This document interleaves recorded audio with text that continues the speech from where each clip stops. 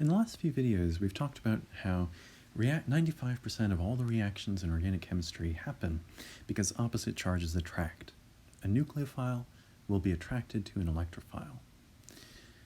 So we've done some practice identifying nucleophiles and electrophiles. The next step is to show how nucleophiles attack electrophiles, to show how electrons move from the nucleophile to the electrophile. And to do that, we're going to use curved arrows. Curved arrows are going to show how electrons move from the nucleophile to the electrophile.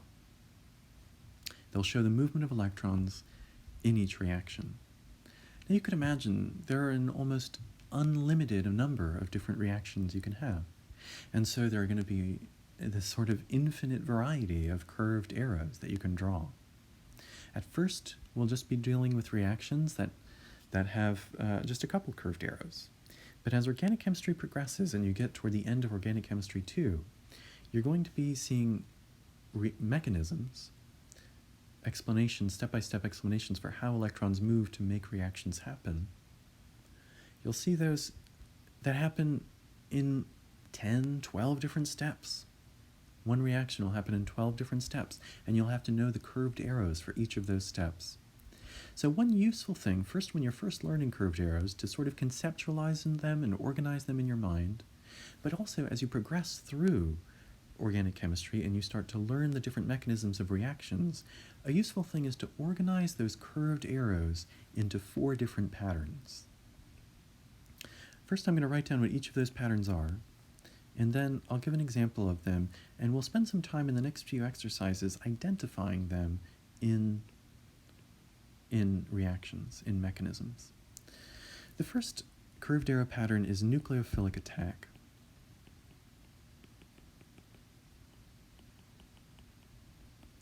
In nucleophilic attack, you have some sort of a nucleophile, and it could be a nucleophile because of any of these features, but let's say it has negative charge, and you have some sort of an electrophile. So let's say you have a carbocation, a carbon with a positive charge on it. Well, in that case, the nucleophile can attack the electrophile. That's nucleophilic attack. It's a very broad category, for sure. And a specific type of nucleophilic attack is the second pattern, and that is proton transfer. In this case, you have something with a negative charge. So for example, here, if you had a hydroxide ion, it has 3 lone pairs, full negative charge.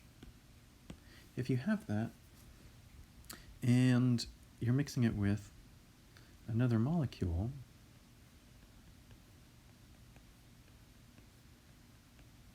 now in that other molecule, the nitrogen is really electronegative, and so it's going to steal electrons from all of those hydrogens. All of those hydrogens will be slightly positive.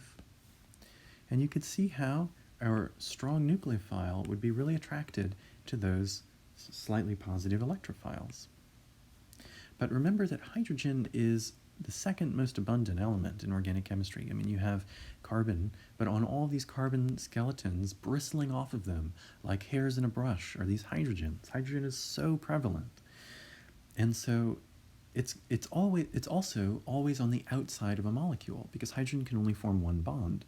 So it's always exposed to the outside world. In other words, when hydrogen has a slightly positive charge, when it's an electrophile, it will have a unique chemistry. It's going to be very common and very exposed.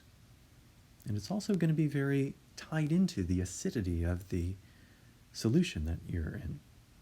And because it has a unique chemistry, the curved arrow pattern here is separated from nucleophilic attack. It's true, our nucleophile does attack an electrophile, but in this specific case, this is better classified as a base because it's accepting an H+. And the hydrogen, remember hydrogen only has 1 proton in its nucleus, the hydrogen's leaving its electrons behind. So you're really taking this hydrogen, this proton, and transferring it from one molecule to another. That's classifying this This curved arrow pattern is classified as a proton transfer. It's true that it's a specific type of nucleophilic attack, but you would never call this a nucleophilic attack. You would always call it a proton transfer. The third pattern is loss of a leaving group. So you can have molecules, for example, if we had a bromine here, you could have atoms in a molecule that just spontaneously pop off of the molecule. Now, they're not doing that in a vacuum. This molecule is wiggling around, all of its bonds are vibrating, it's getting smacked in the face by hundreds of trillions of other molecules in the beaker. I mean, it's got heat, that's all the bonds are vibrating like springs.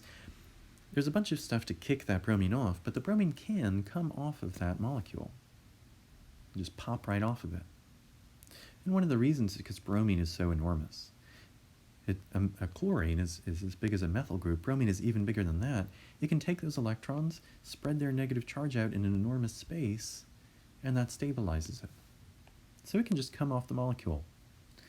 Molecules, groups of atoms that just leave carbon skeletons are called leaving groups.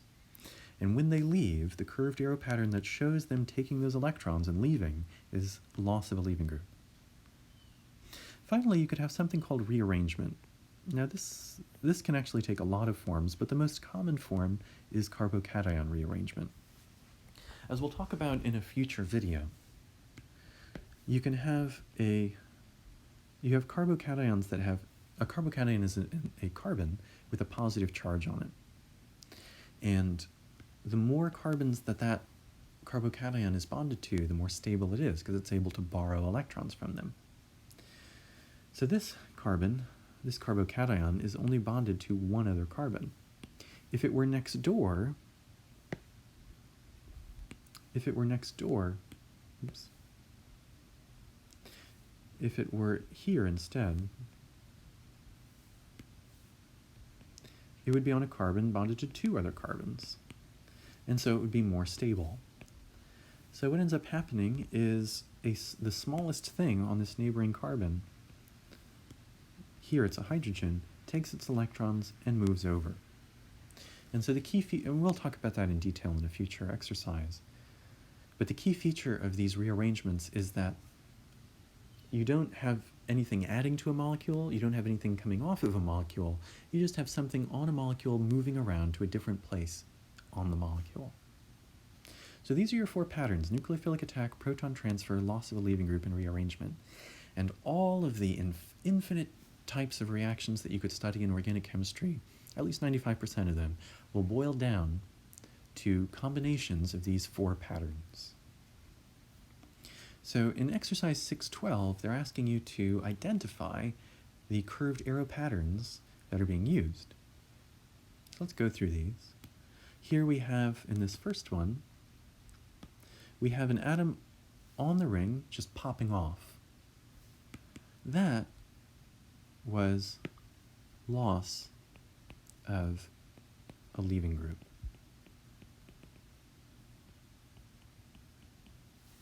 In this second one, B, we have what looks like a nucleophile attacking a hydrogen and the hydrogen giving up its electrons.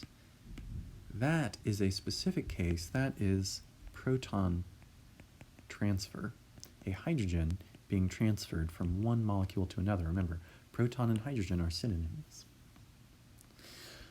In this third case, you have something in a molecule moving over, staying in the molecule, but just moving over. That is carbocation, or we could just classify it as rearrangement.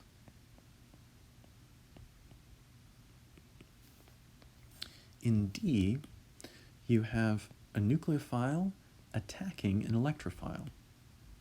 That's nucleophilic attack. Notice that it's not proton transfer because the electrophile is not a hydrogen.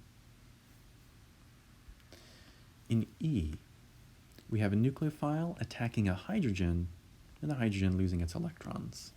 That's that specific case of nucleophilic attack. That's proton transfer.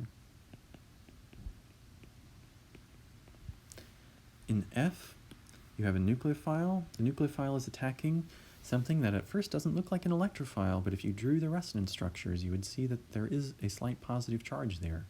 A nucleophile attacking an electrophile, that's nucleophilic attack. And if you're having trouble seeing the positive charge here, I recommend that you go back to the previous video, the video on exercise 611, and you'll see how when you have that same pattern, the carbon double bonded to oxygen, then a single bond, then a double bond, you end up getting that slight positive charge because of one of the resonance structures. So if you're having trouble seeing that, go back to that previous video and investigate that a little bit more.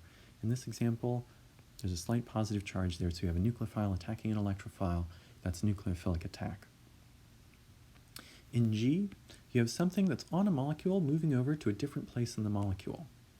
That's rearrangement. In H, you have a big fat group attached to a carbon chain, and it just pops right off. Takes its electrons with it.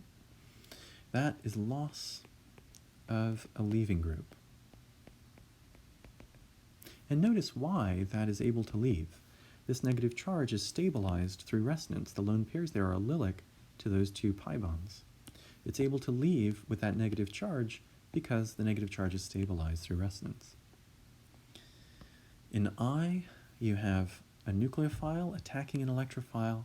That's a nucleophilic attack. And notice it's not proton transfer because the electrophile is not a hydrogen. So nucleophilic attack. So you can see we have all these big complicated reactions, but everything that's happening here is not its own independent thing different from the rest of the world. It's fitting into one of those 4 patterns that we learned above. Just because this next exercise is so short, we'll include this in here. In this one you have a nucleophile, the pi bond, attacking an electrophile. That is nucleophilic attack. Oops. So that's nucleophilic attack. So we'll continue this pattern recognition a little bit more in the next video. For now, here's some early practice in recognizing those 4 patterns. You could see how they can help you simplify what's happening